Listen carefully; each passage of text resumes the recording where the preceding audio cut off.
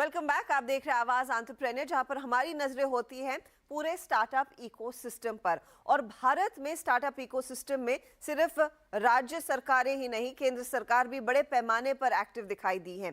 केंद्र का मकसद है कि भारतीय इकोनॉमी में सस्टेनेबल ग्रोथ अचीव की जाए और बड़े पैमाने पर एम्प्लॉयमेंट अपॉर्चुनिटीज भी बनाई जाए। और उसी पहल में स्टार्टअप इंडिया की शुरुआत हुई थी कुछ साल पहले। उसके बाद हमने देखा अलग अलग राज्य, चाहे वो छोटे राज्य हो या फिर बड़े राज्य, अपनी खुद की एक स्टार्टअप पॉलिसी भी तैयार करते दिखाई दिए हैं ताकि उनके राज्य में स्टार्टअप्स की मात्रा बढ़े, ज्यादा से ज्यादा लोग एंटरप्रेन्योरशिप के पद पर निकले। हम ऐसे ही एक राज्य से बात कर रहे हैं। आज हमारे साथ है स्टार्टअप उड़ीसा के चेयरमैन श्री ओमकार राय, और ये दरअसल इनके इस स्टार्टअप चैप्टर या फिर स्टार्टअप उड़ीसा को लीड करते हैं। राय साहब, स्वागत है आपका सीएनबीसी आवाज पर। बड़े पैमाने पर अलग अलग राज्यों ने खुद की पॉलिसी तैयार की है। इनफैक्ट उड़ीसा जैसे राज्य ने भी कुछ साल पहले ही पहल की थी स्टार्टअप्स को अपने राज्य में सहारा देने के लिए, उनको और प्रोत्साहन देने के लिए। ये बताइए, नया क्या हो रहा है इस समय स्टार्टअप उड़ीसा में?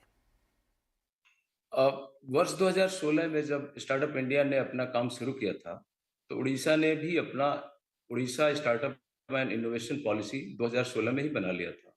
उसके बाद से लगातार हम इस इकोसिस्टम को आगे बढ़ाने के लिए काम कर रहे हैं। हम इनक्यूबेटर्स के माध्यम से, एकेडमिक इंस्टीट्यूशन के माध्यम से स्टार्टअप्स तक पहुंचते हैं, सीधे भी पहुंचते हैं। हमने अपना वो हब अभी बना लिया, हमारा 4 लाख स्क्वायर फीट का एक उड़ीसा स्टार्टअप हब है, जिसको हम ओ हब कहते हैं। वो भी स्टार्टअप्स के लिए उपलब्ध है। जो हमारी पॉलिसी है 2016 की, वो बड़ी प्रोएक्टिव है, बेस्ट इन क्लास है। इस भारत में सबसे ज़्यादा इंसेंटिव देने वाले राज्य हैं हम। और हमारा जो ईज़ ऑफ डूइंग बिज़नेस है, वो भी बहुत अच्छा है, क्योंकि भारत सरकार डीपीआईआईटी ने 2021 के लिए उड़ीसा सरकार को स्टार्टअप उड़ीसा को टॉप परफॉर्मर के रूप में रिकॉग्नाइज़ किया है, अवार्ड किया है। हमने काफ़ी इस दिशा में काम किया हुआ है। अभी तक हमारे 1400 से ज़्यादा स्टार्टअप रजिस्टर्ड हैं, 25 इंक्यूबेटर हमारे पास, आर&डी इंस्टीट्यूशन, टेक्नोलॉजी इंस्टीट्यूशन हमारे लिए एक नोडल ऑफिसेज की तरह से काम कर रहे हैं। हम एकेडमिक इंस्टीट्यूशन में भी काफ़ी कैपेसिटी बिल्डिंग कर रहे हैं। इसके साथ ही साथ मास सेंसिटाइजेशन, आउटरीच प्रोग्राम, लोगों तक जाना, पूरे उड़ीसा के कोने-कोने तक इस स्टार्टअप और इनोवेशन और स्टार्टअप के महत्व को बताना, ये सारा कार्य हम अभी सब कर रहे हैं। इनफैक्ट राय साहब, आपने कहा 1400 स्टार्टअप्स आपके साथ रजिस्टर्ड हैं।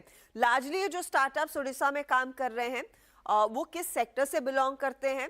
क्या यहाँ पर टेक्नोलॉजी इनोवेशन के फ्रंट पर बहुत ज्यादा आप देख रहे हैं हरकत हो रही है और नए नए आइडियाज पर विचार आ रहे हैं? जैसा कि आप जानती हैं कि भारत में आईटी इंडस्ट्री बहुत मजबूत है, और इसके नाते स्टार्टअप इकोसिस्टम में भी knowledge based industry, IT based industry का दबदबा रहता है। लेकिन उड़ीसा में अगर करीब 17% आईटी और नॉलेज बेस्ड स्टार्टअप्स हैं, तो नंबर 2 पे हमारा फूड प्रोसेसिंग एग्रीटेक आता है। ओके। हमारे प्रदेश में फूड प्रोसेसिंग के लिए, एग्रीटेक के लिए काफी जोर दिया जाता है। हम लोग चाहते हैं कि जो स्टार्टअप्स हैं इस फील्ड में काम करें। हमारे पास हैंडलूम में, हैंडीक्राफ्ट में हम लीडर स्टेट है। एग्रीकल्चर प्रोड्यूस में हम कई कई मामलों में हम और प्रदेशों से बहुत आगे हैं। मिनरल्स, मेटल्स के मामले में हम लीडर हैं।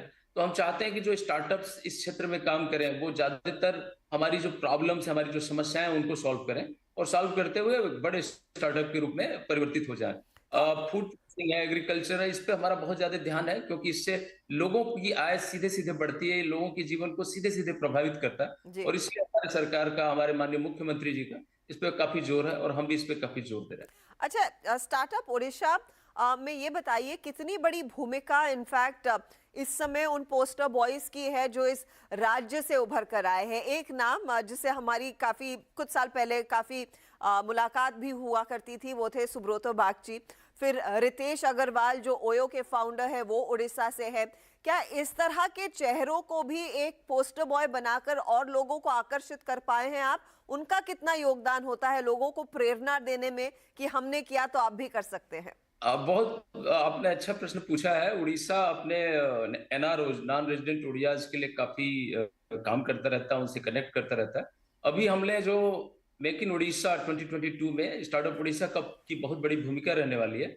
और कल ही स्टार्टअप उड़ीसा का एक सेशन है, startup Orissa and paradigm shift. उस सेशन में एक हमारा यूनिकॉर्न सेशन है, आप को जान के ये बड़ी खुशी होगी कि उड़ीसा के लोग बाहर जाके बहुत सारे यूनिकॉर्न को के फाउंडर के रूप में अपनी उपस्थिति को दर्ज कराया। ऐसे 4 लोग हमारे पास आ रहे हैं, कल के हमारे सेशन में भाग लेंगे। अमरेंद्र साहू हैं, पार्थ दास हैं, राहुल दास हैं, विशाल चौधरी हैं, उनके साथ अमृत आचार्य हैं जो उस कंपनी के फाउंडर हैं। तो ऐसे 4 लोग हमारे आ रहे हैं। हम चाहते हैं कि उनको यहाँ लेके आएँ, उड़ीसा के बारे में बताएँ, चूँकि वो पूरी दुनिया में अपना नाम कमा रहे हैं, यूनिकॉर्न के फाउंडर्स के रूप में है और उनका उड़ीसा से सीधा कनेक्ट है, वो उड़ीसा के ही हैं। तो ऐसे लोग हमारे ब्रांड एम्बेसडर भी बन रहे हैं और हमारे इकोसिस्टम को मोटिवेट करने में भी काफ़ी भूमिका निभा रहे हैं। रितेश अग्रवाल ओयो रूम के जो फाउंडर हैं, वो भी उड़ीसा से आते हैं, वो भी बार-बार उड़ीसा आते रहते हैं। ऐसे सारे लोग जो उड़ीसा के हैं या उड़ीसा के नहीं भी हैं, जिनका उड़ीसा में रुचि है, ऐसे सारे लीडर्स को, आईटी इंडस्ट्री के लीडर हों, चाहे लेगेसी इंडस्ट्री के लीडर हों, मैन्युफैक्चरिंग के लीडर हों, चाहे स्टार्टअप इकोसिस्टम के लीडर हों, ऐसे सारे लोगों से हमारा निरंतर संपर्क बना रहता है और हमारी कोशिश रहती है कि हम वो लोग आकर उड़ीसा के स्टार्टअप इकोसिस्टम को मजबूत करें। मैंने जैसा बताया, कल का जो हमारा सेशन है, वो यूनिकॉर्न सेशन, ऐसे 4 ऐसे फाउंडर आ रहे हैं, जी। जिनका उड़ीसा से सीधा संबंध है और वो यूनिकॉर्न्स के फाउंडर्स के रूप में देखे जाते हैं। जब आप जैसा राज्य इनफैक्ट एक पॉलिसी बना लेता है कि ज्यादा से ज्यादा एंटरप्रेन्योर्स को सपोर्ट करना है, एक तो ईज ऑफ डूइंग बिजनेस होता है जहां पर शायद रजिस्ट्रेशन आसान हो, टैक्सेशन आसान हो। इसके अलावा क्या स्टार्टअप उड़ीसा इस समय फंड भी कर रहा है स्टार्टअप्स को? क्या इस तरह का आपने कोई सेटअप तैयार किया है? हम लोग काफ़ी फंडिंग देते हैं। हमने बताया कि पूरे देश में हम इस मामले में श्रेष्ठ प्रदेश के रूप में जाने जाते हैं इंसेंटिव देने में। हम ग्रांट देते हैं, पीडीएमए है, product development and marketing access grant. उसके साथ ही हम मंथली अलाउंस ग्रांट देते हैं, जो फाउंडर्स को एक स्कॉलरशिप या एक सब्सिस्टेंस अलाउंस की तरह से दिया जाता है। उसके बाद हम नीड बेस्ड असिस्टेंस भी देते हैं। अगर कोई स्टार्टअप की कोई खास ज़रूरत है, जिसमें उसको ज़्यादा फंडिंग की ज़रूरत है, तो वो केस टू केस बेसिस पे उसको भी हम उस पे भी विचार करते हैं। साथ ही साथ हम इंक्यूबेशन की स्थापना हो और उनके अच्छा से संचालन हो, उसके लिए भी हम ग्रांट देते हैं, फंडिंग करते हैं। तो इस तरह से पूरे इकोसिस्टम में पूरे प्रदेश में, उड़ीसा में हम एक इंक्लूसिव एक स्टार्टअप इकोसिस्टम बनाने की तरफ लगातार काम कर रहे हैं और उसके लिए फंडिंग भी देते हैं। और नॉर्मली ये फंडिंग की क्वांटम क्या होती है? किस तरह, कितने साइज की फंडिंग होती है? क्या ये डेट बेस्ड फंडिंग होती है या फिर इक्विटी फंडिंग होती है? और लार्जली क्योंकि आपके यहाँ पर एक टाइट चैप्टर भी खुला है और जो काफी सक्सेसफुल रहा है, मैं उसके बारे में भी पढ़ रही थी, वहां पर किस तरह की ये एंजल नेटवर्क कितना इवॉल्व हुआ है उड़ीसा जैसे राज्य में? पहले तो मैं